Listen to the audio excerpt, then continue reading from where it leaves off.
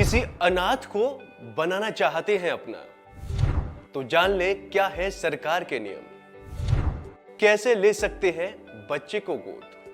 दुनिया में कई ऐसे लोग हैं जो किसी कारणवश माता पिता बनने के सुख से दूर हैं। तमाम कोशिशों के बाद भी भगवान का यह वरदान उनके नसीब में नहीं है।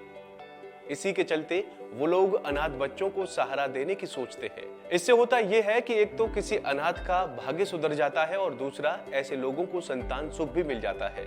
लेकिन भारत में बच्चे को गोद लेने के लिए प्रक्रिया बहुत अलग है और सरकार ने इसके लिए कई नियम भी बनाए हैं। हाँ, अगर आप उन नियमों को प्रक्रिया को पूरा कर लेते हैं तो आप संतान सुख से वंचित नहीं रह सकते। आइए वीडियो के माध्यम से आपको बच्चा गोद लेने की न सिर्फ पूरी प्रक्रिया बताएंगे बल्कि उन कानूनों से भी आपको अवगत करवाएंगे।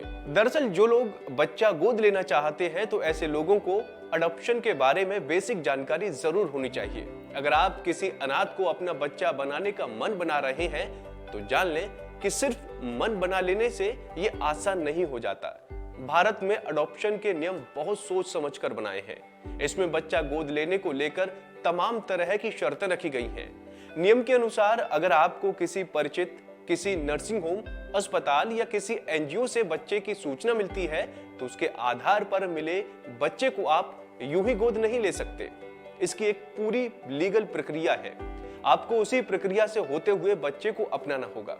इसके लिए आप राज्य सरकारों की अधिकृत अडॉप्शन एजेंसियों के जरिए भी प्रक्रिया को पूरी कर सकते हैं।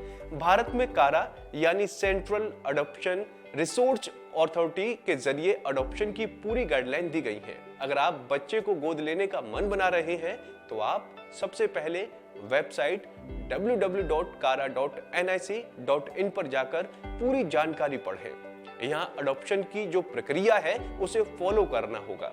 कारा में आपको तय रजिस्ट्रेशन फीस के अलावा किसी भी तरह का भुगतान नहीं करना होगा। अगर आप बच्चे को गोद लेने का मन बना चुके हैं तो जान लें भावी दत्तक माता पिता का शारीरिक, मानसिक और भावनात्मक रूप से स्थिर और आशीर्वाद से सक्षम होना जरूरी है ताकि किसी भी नई जिंदगी के लिए भविष्य में चिकित्सकीय स्थिति के लिए खतरा ना हो। कोई भी भावी दत्तक माता पिता, चाहे उसकी वैवाहिक स्थिति कुछ भी हो और उसका बायोलॉजिकल बेटा या बेटी है या नहीं, सभी को इन शर्तों के अधीन बच्चों को गोद लेने के नियम हैं। विवाहित जोड़े के मामले में गोद लेने के लिए दोनों पति पत्नी की सहमति आवश्यक होगी। एक सिंगल महिला किसी भी जेंडर के बच्चे को गोद ले सकती है। एक सिंगल पुरुष बेटी को गोद लेने के योग्य नहीं होगा।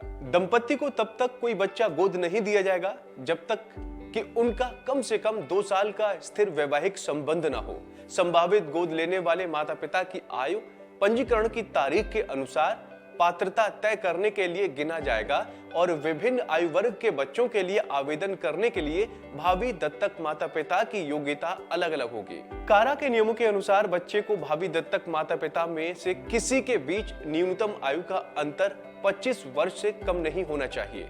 वहीं अगर सौतेले माता पिता या रिश्तेदार दस्तक बच्चा गोद लेते हैं तो इस मामले में भावी दत्तक माता पिता के लिए आयु मानदंड लागू नहीं होंगे। इसके अलावा कारा में विशिष्ट नियम ये भी है कि जिन पेरेंट्स के पहले से ही 3-4 बच्चे हैं वो किसी भी हाल में बच्चे को गोद नहीं ले सकते। तो दोस्तों, उम्मीद है आपको हमारी ये जानकारी पसंद आई होगी। ऐसे ही तमाम अपडेट्स के लिए आप बने रहिए वन इंडिया हिंदी के साथ।